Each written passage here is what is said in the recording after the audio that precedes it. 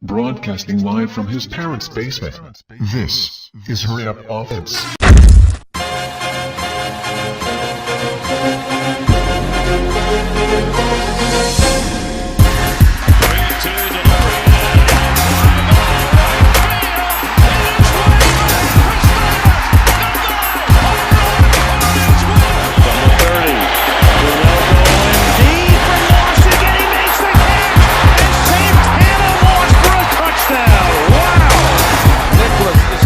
With 2 seconds. Here he goes for the win. No, the Cubs got it. Gilbert for the win. Oh, baby.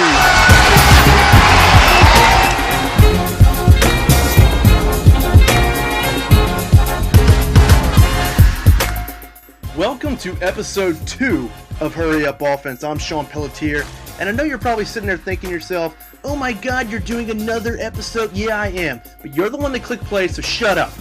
I'm still in my parents' basement, still got a pretty good gig down here. Living life to the fullest, just sitting in my parents' basement making a TV set. It doesn't make me a loser or anything. I hope you all liked the new intro video. It took me about 2 hours. If you didn't like it, that's fine. You're entitled to your opinion. I just want to let you know that you're wrong and I hate you. So, a pretty good sports week. Yesterday was Sunday and we had NFL games, so that's always fun. So I decided to do a new segment every Monday called Winners and Losers. I'm going to tell you who I think are the winners and losers from the NFL week. I'm going to do 3 winners and 3 losers because in speech classes they tell you that people like 3 things. So I'm going to listen to them.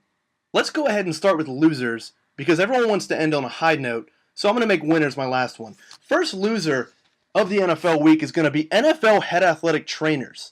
Do you realize how many injuries were this week? I don't know why, but it seemed like on every single team, a key player went down.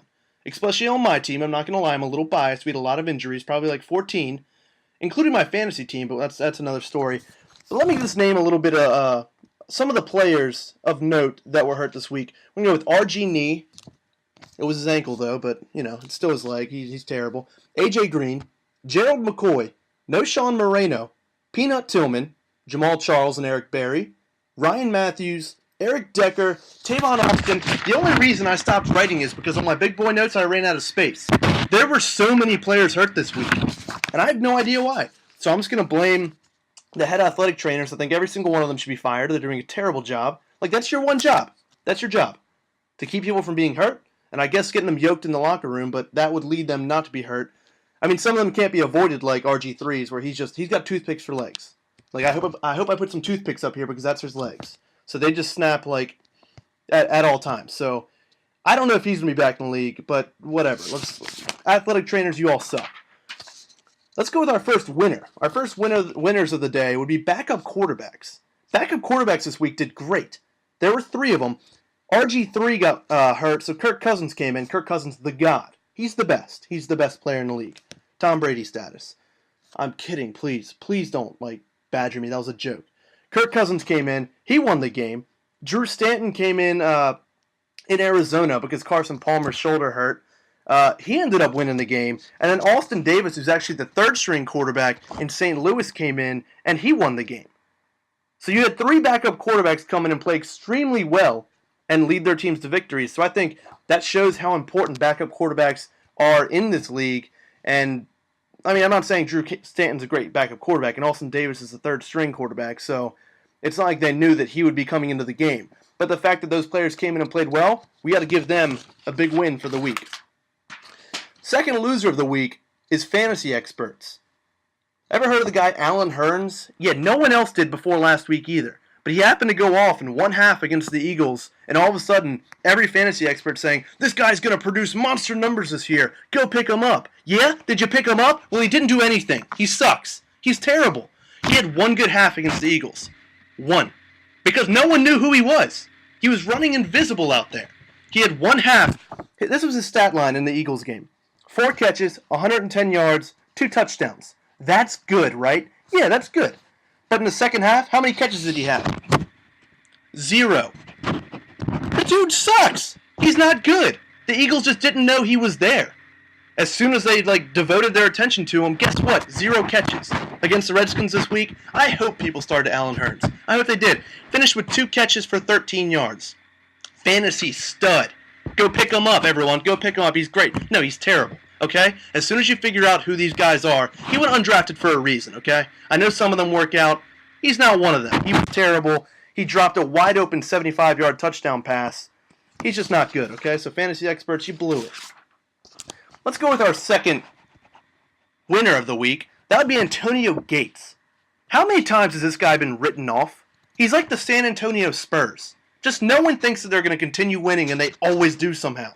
Antonio Gates, you're one of my winners this week. He had 3 touchdowns, and it's not just that he had 3 touchdowns. He had 3 touchdowns against Seattle. The Seahawks, you know, the guys that won the Super Bowl last year, the guys being compared to the 85 Bears.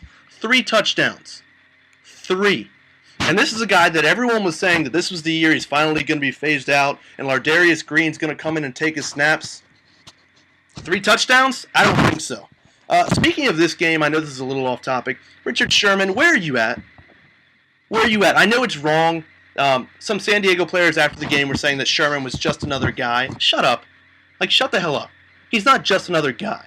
But the fact that Sherman gave up some yardage and they actually threw to him, and like he didn't have a great game, but the fact that they were coming out and saying that he's not a shutdown corner, he is a shutdown corner, but the way that he handled himself after the game was terrible.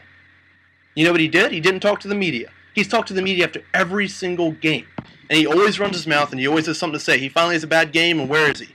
Nowhere to be found. I should have put him in the loser section, but I didn't. But Antonio Gates, good for you, big guy. Our biggest loser of the week, is the Minnesota Vikings. Are you all kidding me? Like, are you kidding? After everything that's going on this week with Ray Rice and the guy on the Panthers, Greg Hardy, both with domestic abuse scandals, and now Adrian Peterson comes out and just whoops his kid with a stick. That means he just went out to a tree, grabbed a branch, like took all the stuff off it, and just beat his kid. And you're going to let him play? Oh, in case you didn't know. This past week, Adrian Peterson beat his kid with a stick. Huh? That doesn't make any sense. The Vikings did the right thing this week and deactivated him because he's going to have to go through the due process of law and see if he's going to have to serve jail time for abusing his kid. So the Vikings did the right thing. But then they came out today saying that he's going to be activated and he's going to play next week. What changed? What the hell changed? Did he go back in time to unbeat his kid? If you haven't seen the pictures yet of his kid, he's bleeding. The kid is bleeding, and they have texts from Adrian Peterson bragging about the instance, saying that he needed a good whooping, and all this weird stuff. But the Vikings are just fine with him playing the next week. You don't think that's going to create a huge backlash? And I'll tell you why they did it. Week 1, how'd they do? They whooped on the Rams. They killed them. So they're feeling pretty high and mighty. AP had a decent game, but it's nothing extraordinary. So they're thinking oh, let's deactivate them this week. Our defense and team looked pretty good. We can probably win without them. What happened? They got killed. They just didn't look very good. And you know what they thought to themselves? You know what would make us better? Adrian Peterson, welcome back to the squad, you child-beaten piece of shit. So now he's back on the squad, and the Vikings are just... I don't get it. I don't get it. And this is just another example as to why winning is everything in sports, and sports are everything. The NFL survives everything. So far, the NFL has survived them turning into a flag football league. They've survived the Ray Rice scandal. They're probably going to survive this. You can tell yourself you're not going to watch the games. You're going to watch the games. Every week, whenever I see a player tap another player on the shoulder, he falls down and the flag goes up, I stand up and I start crying, and I'm like, oh, I'm never going to watch the league again. Guess where I am 5 minutes later? Glued to the couch watching the game. It's going to survive everything. I think, if anything, Roger Goodell might go down. But what's that going to solve? The next guy's going to come in and... What is Roger Goodell actually going to do? Is he physically supposed to watch over every single one of the players in the league? He's going to bite the bullet for this one. He's going to take the bullet. It's not necessarily his fault. He didn't handle the Ray Rice scandal well, which may end up costing him his job. But the NFL's in a weird place, but they don't care. Honestly, why would they? They're the highest grossing sport in America, and they're gonna be just fine. A big winner, and I don't think this one gets enough attention, is this Devin Stills story. If you haven't heard about this, it's pretty great. He is a defensive tackle for the Bengals. He was recently on their practice squad, just promoted to the 53-man roster. He has a 4-year-old daughter who is in stage 4 cancer. So what the Bengals did, which is very classy, is they ended up start selling his jerseys, which you don't normally do in team stores. Like, this is a guy that just got promoted from the practice squad. They're not normally going to have their jerseys on sale. So his jerseys went on sale, and all proceeds, all of them, are going to the Cincinnati Child Hospital and to cancer efforts. That's pretty awesome. And then Sean Payton, if you hadn't heard, he's the coach of the New Orleans Saints. He ended up buying 100 jerseys. 100. That adds up to like $10,000 if they're priced at like $100. He went ahead and basically he just donated $10,000 to cancer research, to pediatric cancer research. And that's just a classy move. And I don't think this story is getting enough attention because of everything bad's going on in the NFL recently. And it's just cool to see something like that go on, especially for a guy that he was on a practice squad. He's not a star player, but I think that needs to get more attention. So can we stop beating women and children and just like focus on the good stuff in the world? No, we're just okay, whatever. So let's talk about one of the games, and we all know which game I'm going to talk about. Let's not kid ourselves. We see the wall behind me. We're going to talk about the Redskins game. Kirk Cousins fan club, member 1 right here. Just kidding, that's my dad. He's been calling for Cousins since he was drafted.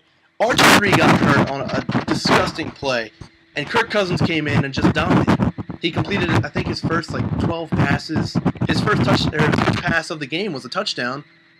Generally, that's gonna bode well for you. So is Kirk Cousins the truth? I think what most people are forgetting is we played the Jaguars. They're not good. They're a terrible team. So everyone already saying that Kirk Cousins is the best quarterback ever, they need to chill out. Because let's not forget, before RG3 went out, he looked like the RG3 from his rookie year. They were letting him run. He was rolling out. They brought the read option back. And had it not been for the refs blowing a call, he would have had a nice little 60-yard pass. RG3 looked really good against the Jaguars. So did Kirk Cousins. But I just don't want to take anything away from what RG3 did. And other than the first half of Week 1, RG3's looked pretty well. In the second half against the Texans game, other than his fumble, he turned it around in the second half, and a lot of turnovers ended up costing us that game. But RG3 looked like he was finally getting it and fitting into this system. But then Cousins has to come in, and he plays really well. And I think that what is going to happen is the real test is going to be next week in Philly for Kirk Cousins. This week Kirk Cousins had no pressure on him. The Jags weren't scoring. They had two rushing yards. They fell forward for 2 yards. That's all they got. So that he knew that there wasn't anyone coming knocking on the door threatening the lead. So he could play completely stress-free, and it showed. But we're going to see next week with the Philadelphia Eagles, they're probably going to put up 31 points on us. We're going to see if Kirk Cousins can stay with Nick Foles and pass his test. So everyone just chill out with Kirk Cousins. I like him. I think he's going to be a good player. But let's let him see how he does against some better teams other than pretty much a really good college team like the Jags, because they're terrible. They're the worst. Let's talk about the Orioles.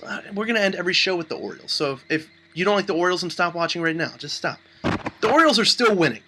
Since I did my last episode, Chris Davis went ahead and took some Adderall and got suspended for 25 games. So he'll be gone for at least 8 playoff games if we get that far. I know we're going to make the playoffs, but if we get to 8 playoff games, then he'll be in. And everyone was excited, I guess, when they found out it wasn't steroids and it was Adderall. But then I realized, for you to get suspended 25 games for Adderall, that means that you had to have been tested positive twice. That means that you tested positive once, and they warned you. They told you, you tested positive, you need to stop taking it. And he did it again. So I'm not giving him any excuses. He's an idiot, and it sucks. And I think it's a bigger loss than people say. He's batting right around 200, but he's still hitting home runs, and his defense has been better than his offense. Even last year, I think his defense was... All right, let's not kid ourselves. His offense was awesome last year. But his defense has been great this year, so I think that is going to end up costing us. But really, so far, it hasn't. The O's took 3 of 4 from the Yankees, who are a sorry team and should not even be in the MLB. They're terrible. I went to the game... quick story, everyone. The most depressing thing from this weekend, I decided to go to the Orioles game Saturday. I've been to 9 Orioles games this year. That's all right. I went to opening day, 1-0. Great. I was on top of the world. Next 8 games, guess how we did? Lost. All 8. Every single one of them. And I plan on going to the playoffs this year, so if you'd like to donate to the cause of me not going, just talk to me and we'll figure out a price and I'll see if I don't go. But the Orioles are still winning somehow. And it just shows how deep this organization has become and how they're one of the best organizations in the league. Like, somehow they have survived Manny Machado going down. Somehow they have survived Matt Wieters going down. And now Chris Davis goes down, they're surviving that. And it's funny because last week I said who my Orioles MVPs were. Last night, Orioles were on ESPN, down 2-1 in the ninth. Steps up to the plate, my first Orioles MVP, Nelson Cruz, hits a double. Steve Pearce is the next batter, and he doubles. So my two Orioles MVPs ended up tying the game, and we win on a Kelly Johnson walk-off. That's right, Kelly Johnson. Kelly Johnson. As soon as you put on an Orioles uniform, you're just great. This year is something special for the Orioles. I don't know if they can overcome all their injuries in the playoffs, but so far it's been a pretty exciting year. Another thing from this game that I want to talk about is Derek Jeter. It was his last game in Camden Yards because they're not making the playoffs because they suck. But Derek Jeter is on an 0-for-24 skid after last night. His last at-bat in Camden Yards ever was a strikeout, so very classy, Mr. Jeter, very classy. It actually, someone tweeted out, John Heyman tweeted out, that it's very similar to what Cal Ripken did in his last season. Cal was 2-for-48 in his last 48 at-bats, including an 0-for-33 skid. So I think what this says is Derek Jeter has given up. He's done. He knows that this is the end of the line for him. His team is not making the playoffs. So, what's his motivation? What the hell does he go to the park for? He's going there to get his half bushel of crabs from Camden Yards, who gave him his parting gift, and that's it. I mean, what he's playing for his reputation. His reputation's already set in stone. He's already one of the best shortstops of all time. Pains me to say it. But what's he playing for? He's done. 0-for-24. I don't see it getting any better. He might add a couple hits. He's going to add a couple more hits, but 0-for-24, he's done. I think he's done playing, and that's that. I think that baseball is getting really interesting right now. I said last time the only close race was Kansas City and Detroit, and I forgot to mention, I guess, the Dodgers and the Giants in the NL. But for some reason, I just think the Dodgers have it locked up. I think that division is theirs. It's only like a 2-game or a 1.5-game lead for them, but for some reason that feels so big to me. I guess knowing that Kershaw is going to get you a win every time he goes through, and they have so many dangerous hitters in that lineup as long as they all start gelling together, and they have a really good pitching staff. They have a bunch of has-been closers as their back end of their bullpen, but they have been for a reason. They're pretty good, so I don't know. I just think that they have that, and the Royals, I'm still saying they're not going to make the playoffs, but we'll see.